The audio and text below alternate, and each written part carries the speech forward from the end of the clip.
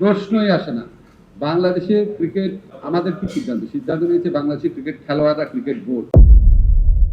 ক্রীড়া উপদেষ্টা আসিফ নজরুলের বক্তব্যে যে ধোঁয়াশা সৃষ্টি হয়েছিল তা পরিষ্কার করেছেন বিসিবি বস বুলবুল। ভারতে খেলতে না যাবার সিদ্ধান্ত সরকারের, গত 22 জানুয়ারি এমনটাই জানিয়েছিলেন ক্রীড়া উপদেষ্টা। তবে মঙ্গলবার তার কণ্ঠে ছিল ভিন্ন সুর। সরকার নয়, সিদ্ধান্ত নিয়েছে বোর্ড। এতে তৈরি হয় অস্পষ্টতা। এবার সে বিষয়ে মুখ খুললেন বিসিবি বস।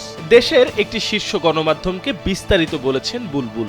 জানান, ভারত ও বাংলাদেশের ক্রিকেট বোর্ডের সম্পর্কে ফাটল ধরেনি, তবে ভবিষ্যতে ভারতের সঙ্গে খেলার বিষয়ে চূড়ান্ত সিদ্ধান্ত সরকারের হাতেই ছেড়ে দিয়েছেন তিনি। বোর্ডের সম্পর্ক ঠিক থাকলেও রাজনৈতিক ও কূটনৈতিক সিদ্ধান্তের ওপরই নির্ভর করছে দুই দেশের ক্রিকেটীয় ভবিষ্যৎ, এমনটাই জানান সাবেক এই ক্রিকেটীয় লিজেন্ড।